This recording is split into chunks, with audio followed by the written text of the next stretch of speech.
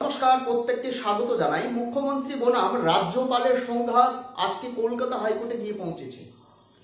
আজকে আমাদের রাজ্যে উপস্থিত হয়েছে সুপ্রিম কোর্টের প্রধান বিচারপতি DY চন্দ্রচূড় এবং আজকে মুখ্যমন্ত্রীর বিরুদ্ধে মানহানির মামলা দায়ের করেছে কলকাতা হাইকোর্টে আমাদের রাজ্যের রাজ্যপাল CV আনন্দ বোস।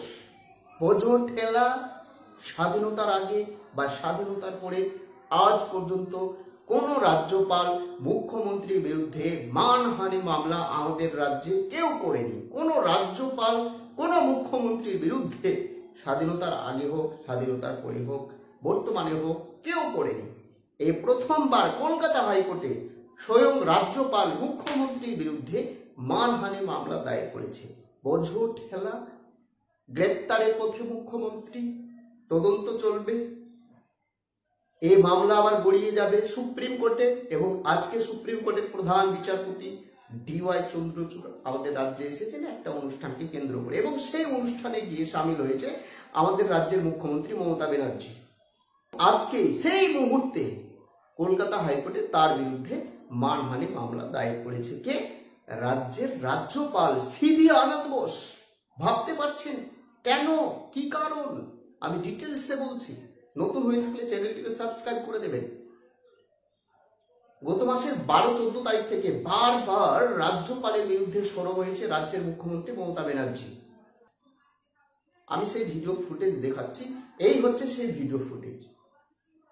রাজভবনে যা কীর্তি কেলেঙ্কারি চলছে তাতে মেয়েরা যাতে ভয় পাচ্ছে আমাকে কমপ্লেন করেছে। দেখলেন, এই হচ্ছে সেই ভিডিও ফুটেজ।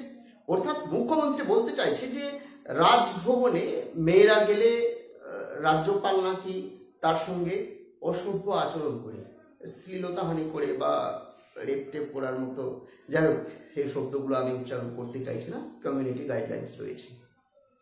আচ্ছা, রাজভবনের আশেপাশে কে থাকে? রাজভবনের আশেপাশে থাকে রাজ্য পুলিশ, ক্যালকাটা পুলিশ, উচ্চপদস্থ আধিকারিকরা, আমাদের রাজ্যের উচ্চপদস্থ আধিকারিকরা। তাহলে মানলাম যে রাজ্যপালের উপর আপনার আস্থা নেই, বিশ্বাস নেই, ভরসা নেই। তাহলে কি ক্যালকাটা পুলিশের উচ্চপদস্থ আধিকারিকরা যারা কর্তব্যরত আধিকারিক তাদের উপর আস্থা নেই, তাদের উপর বিশ্বাস নেই, তাদের উপর কি ভরসা নেই? যত মহিলা নেত্রী রয়েছে যারা রাজভবনে যেতে ভয় পাচ্ছে, যেমন সায়ন্তিকা কালকে বলেছে যে এখনো আমরা দুজন MLA রয়েছে, জেতা MLA, একজন পুরুষ একজন মহিলা, অর্থাৎ সায়ন্তিকা। তিনি বলছেন যে রাজভবনে বারবার ডাকছে। গতকালকে আমরা দেখলাম যে রাজভবনের সামনে সায়ন্তিকা এবং আরেকজন জেতা MLA ধর্ণা দিচ্ছে। এখনো তারা শপথ নিতে পারেনি। কেন নিতে পারেনি? নাকি রাজ্যপালের জন্য। রাজ্যপাল কোথায় ডাকছে? রাজ্যপাল রাজভবনে ডাকছে। তার এখতিয়ারে রয়েছে, রাজভবনে শপথ নিতে পারে যে কোনো MLA।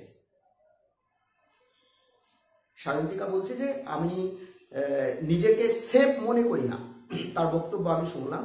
বলছে আমি নিজেকে সেফ মনে করি না, যেতে ভয় লাগছে, অনেক ঘটনা ঘটেছে, যেতে ভয় লাগছে। তাহলে রাজভবনের আশেপাশে এবং তার রুমের সামনে কে কাজ করে? রাজ্য পুলিশ, ক্যালকাটা পুলিশ, তাদের উপর ভরসা নেই, বিশ্বাস নেই। তাহলে কি শেখ শাহজাহানের সঙ্গে তুলনা করছেন রাজ্যপালকে? আউলবাল বকে গেছে সায়ন্তিকা। আচ্ছা, মানলাম যে সায়ন্তিকা মহিলা, তার সঙ্গে শ্লীলতাহানি বা রেপের মতো আচরণ করতে পারে রাজ্যপাল, কিন্তু তার সঙ্গে যে পুরুষ MLA রয়েছে ওনাকেও ডেকেছিল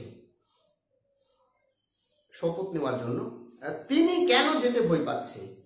তার সঙ্গেও কি করতে পারে রাজ্যপাল? বিশ্বাস হয় আপনাদের?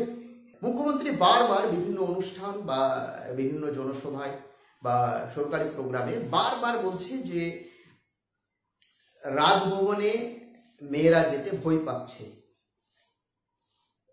তাহলে কি রাজ্যপাল শুধু মেয়েদেরকে রেপ করে বেড়ায় নাকি? বলতে বাধ্য হলাম। পাগল টাগল হয়ে গেছেন নাকি আপনারা? কি ভাবছেন আইন ব্যবস্থাকে? বোঝো ঠেলা। এই নিয়ে মামলা দায়ের করেছে রাজ্যপাল CV আনন্দ বোস। কার বিরুদ্ধে? মুখ্যমন্ত্রীর বিরুদ্ধে।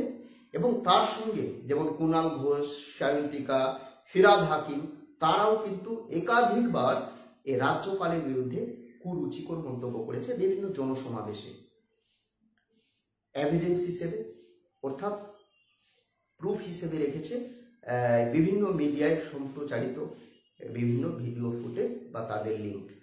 বোঝন ঠেলা। এই যে নবান্নে মিটিং করলো, কয়েকটা দিন আগে নবান্নে যে মিটিং করলো, যে আমাদের রাজ্যে যারা সরকারি জায়গা দখল করে ফুটপাতে ব্যবসা করছে তাদের দোকানপাট জেসিপি দিয়ে সরানো হবে, সরাচ্ছে, গরিবদের পেটে লাথি মারছে। সেই সময় রাজ্যপালের বিরুদ্ধে, সেই দিনও কিন্তু রাজ্যপালের বিরুদ্ধে মুখ খুলেছেন এই রাজ্যের মুখ্যমন্ত্রী। বলছে রাজভবনে যা ঘটনা ঘটছে মেয়েরা যেতে ভয় পাচ্ছে। পাগল টাগল হয়ে গেছেন নাকি আপনি? ঘৃণা লাগে। যাই হোক, সেই বিষয়ে আর যাচ্ছি না। তাহলে কি গ্রেপ্তার হবে রাজ্যের মুখ্যমন্ত্রী? কি বলছেন আপনারা? নতুন হয়ে থাকলে চ্যানেলটিকে সাবস্ক্রাইব করে দেবেন। কিছু বলার থাকলে অবশ্যই কমেন্ট বক্সে আপনার গুরুত্বপূর্ণ মন্তব্য কমেন্ট বক্সে কমেন্ট করবেন। জয় হিন্দ, বন্দে মাতরম।